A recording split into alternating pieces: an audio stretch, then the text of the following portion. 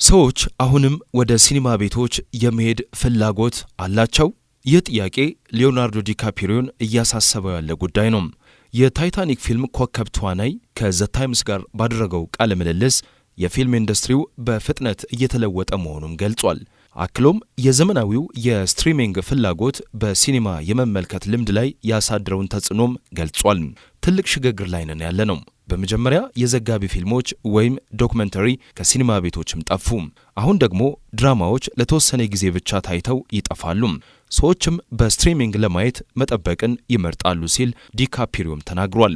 ሰዎች አሁንም ፍላጎቱ አላቸው ወይስ ሲኒማ ቤቶች እንደ ጃዝ ባሮች ለጥቂት ወዳጆች ብቻ የሚቀሩ የተገለሉ ቦታዎች ይሆናሉ ሲል ስጋቱን ይናገራል። በፊልም ኢንዱስትሪ ውስጥ ብዙ ለውጦች ቢኖሩም የኦስካር አሸናፊው ተዋናይ ሊዮናርዶ ዲካፕሪዮ የፊልም ባለሙያዎች ስራዎቻቸውን ወደ ትልቁ ስክሪን ይዘው መቅረባቸውን እንደሚቀጥሉም ተስፋ ማድረጉን ገልጿል። ለወደፊት በሲኒማ የሚታዩ ልዩ ነገሮችን የመስራት እድል የሚያገኙ እውነተኛ ራዕይ ያላቸው በቂ ሰዎች ይኖራሉ ብዬ ተስፋ አድርጋለሁ ሲልም አጽንኦት ሰጥቶም ተናግሯል። ነገር ግን ያ ገና የሚታይም ይሆናል ይላል። ዲካፕሪዮ በቅርቡ ስለ አርቲፊሻል ኢንተለጀንስ ወይም ኤአይ ያለውን አስተያየት ሲያካፍል ቴክኖሎጂው ወጣት የፊልም ባለሙያዎች ከዚህ በፊት አይተነው የማናውቀውን ነገር እንዲሰሩ እንደ ማበልጸጊያ መሳሪያ ሊያገለግል እንደሚችልም ተከራክሯል። ሆኖም ግን ተዋናዩ አርቲፊሻል ኢንተለጀንስ የሰው ልጅነት ወይም ሰብአዊነት እንደሚጎለውም ገልጿል። በእውነተኛ መንገድ እንደ ጥበብ ሊቆጠር የሚችል ማንኛውም ነገር ከሰው ልጅ መነሳት አለበት ብዬ አምናለሁ ሲልም ገልጿል። በኤአይ የሙጥኝ የምትሉት ነገር መሰረት የለውም። ምክንያቱም ምንም ያህል ድንቅ ቢሆንም ሰብአዊነት ወይም የሰው ልጅ ስሜት የለውም። ኮከብ ተዋናይ ሊዮናርዶ ዲካፕሪዮ አርቲፊሻል ኢንተለጀንስ ወይም ኤአይ ጥበብ ሊሆን አይችልም ይላል። ምክንያቱም ሰብአዊነት ወይም ሂዩማኒቲ ስለሚጎድለው። የዋን ባትል አፍተር አናዘር ፊልም ኮከብ ተዋናይ አነጋጋሪ ስለሆነው ቴክኖሎጂ ግልጽ አስተያየቱን እየሰጠም ይገኛል። ሊዮናርዶ ዲካፕሪዮ አርቲፊሻል ኢንተለጀንስ ስራዎችን ለማበልጸጊያነት ያለውን አቅም ቢያምንም ሰብአዊነት ስለሚጎለው እንደ እውነተኛ ጥበብ ሊቆጠር እንደማይችልም ይገልጻል። እውነተኛ ጥበብ ከሰው ልጅ የፈጠራ ውጤት መምጣት እንዳለበትም አጽንኦት ሰጥቷል።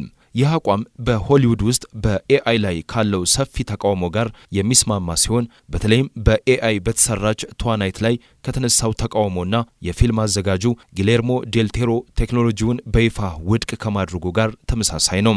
ሊዮናርዶ ዲካፕሪዮ ስለ አርቲፊሻል ኢንተለጀንስ ወይም ኤአይ ያለውን አመለካከት ያካፈለም ሲሆን ቴክኖሎጂው እንደ ማበልጸጊያ መሳሪያ ሊያገለግል እንደሚችል ቢገልጽም እንደ ጥበብ ግን በፍጹም ሊቆጠር እንደማይችልም ተናግሯል።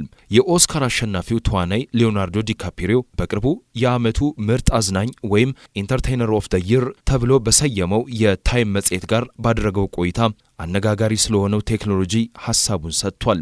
የታይም መጽሔት ባልደረባ ስቴፋኒ ዛካሬግ እንደጻፈችው በቴክኖሎጂው ምክንያት ክህሎትና ልምድ ያላቸው ሰዎች ስራቸውን ሊያጡ መቻላቸው ቢያሳዝነውም ኤአይ ለፊልም ኢንዱስትሪው ሊሰጥ የሚችለውን ጠቀሜታ ዲካፕሪዮ ግን አልካደም።